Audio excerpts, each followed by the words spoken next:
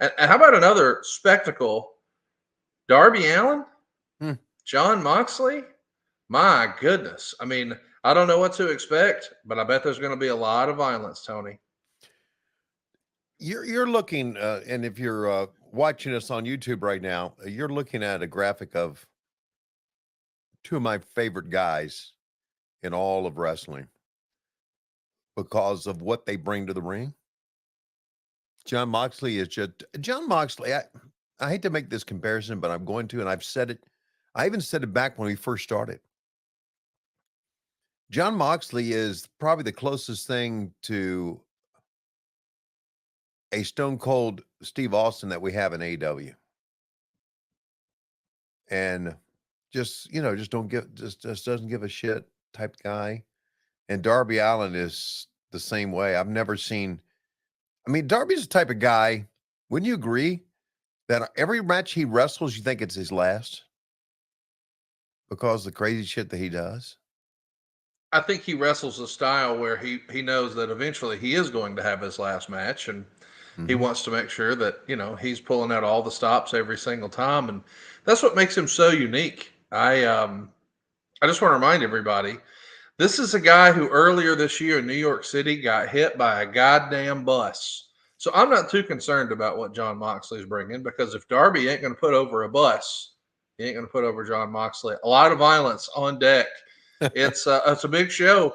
If you haven't already, make plans to join us. Can't be there live in person, tune in tonight on TBS. It's going to be a who's who, man. A lot of really, really fun matches. And we got some fun matches to watch here, Tony. This is a Monday Night Raw from Season 10, Episode 10. And from what I understand, you've never... No, of course, 2002, I wasn't watching wrestling at all. Wow, 2002. I'm trying to think what I was doing in 2002. Whacking off fair amount. Well, that's a daily thing, but I was thinking about what I was doing professionally. I guess I was working for, I was working for the Braves Network is what I was doing on a part-time basis, and WSB Radio. So I was doing Braves baseball back then. That's what I was doing, kind of. Well, here's what we're going to be doing. We're taking a look at an episode of Monday Night Raw from March 11th from the Joe Louis Arena. It's a hot crowd, and it's a show that was described as being dog shit, Tony. And I know that you love dog shit shows. Yeah. If there's one thing all of our listeners here on What Happened When know, it's that Tony Schiavone knows dog shit. Yeah, literally, right. Figuratively. He loves it. And we've got a big heaping helping of it for him today. Tony, do we have a special countdown today, or do you just want to use your mouth and hands? I'm going to use my mouth and hands. We are out of countdowns. No one has sent us one.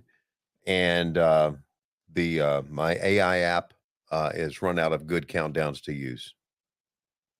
So without further ado, here's a very sleepy, tired, and dejected Tony Schiavone giving us a countdown for Season 10, Episode 10 of Monday Night Raw. Stand by. In 5, 4,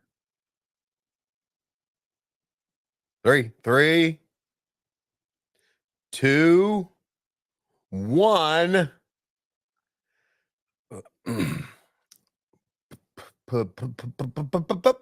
Play. There we go. Thank you. Signature open, up and going. Oh. Tony, I don't know if you saw or if you even remember, if you give a shit. I don't. But as folks are listening to this, the Vince McMahon documentary is coming out today. Do you plan to watch any of the Vince McMahon documentary on Netflix? I do not. Because of Bill Simmons? Oh, that's right. Yeah. That's right. Gets my fat ass. Did you see that? Gets my sleepy fat ass. Okay. Go ahead. Did you see the statement that Vince McMahon put out yesterday? The statement I did not. Do you have it? He put us. I do, and okay. Actually, I'd like for you to read it for everybody here, Tony. I don't regret participating in this Netflix documentary. The producers had an opportunity to tell an objective story about my life and the incredible business I built, which were equally filled with excitement, drama, fun, and a fair amount of controversy and life lessons. Unfortunately, based on the earlier partial cut, I've seen this doc fall short and takes the predictable path of conflating the Mr. McMahon character with my true self. Vince, the title, and promos alone make that evident. Oh my God. He goes on. A lot of misrepresented or left out entirely in an effort to leave viewers intentionally confused, he continued. The producers use typical editing tricks with out-of-context footage and dated sound bites, etc., to distort the viewer's perception and support a deceptive narrative in an attempt to further their misleading account. The producers use a lawsuit based on an affair I ended as evidence that I am, in fact, Mr. McMahon. I hope the viewer will keep an open mind and remember that there are two sides to every story. Yeah, What do you we'll do make of that. that statement there? Yeah, we'll do that. We'll keep an open mind. You got it, brother.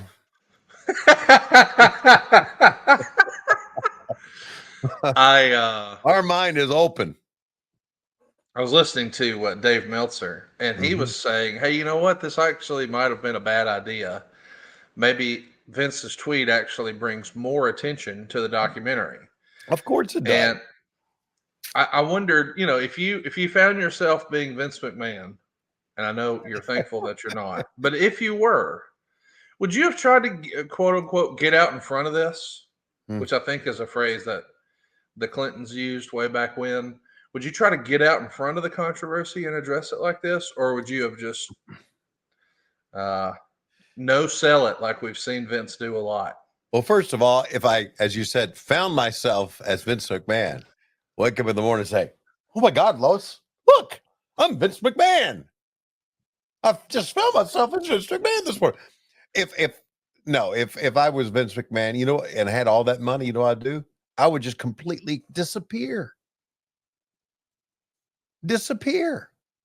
Take your money and go buy a yacht in the Caribbean, okay, and stay there. What are we doing here? It's over, okay? You won. You got all the money. You got all the fame. You had a great life. Now just relax and enjoy it. Stay away from everything. That's what I would do. I would completely disappear. Well, he has, hasn't he? Apparently not. Well, that's the first tweet in 18 months. You're Okay. saying you would just never tweet again, just fade away forever. I would fade away from public life forever. What's he trying to accomplish? I don't know what he's trying to accomplish here. Is he trying to accomplish trying to clear up his name, which is never going to happen?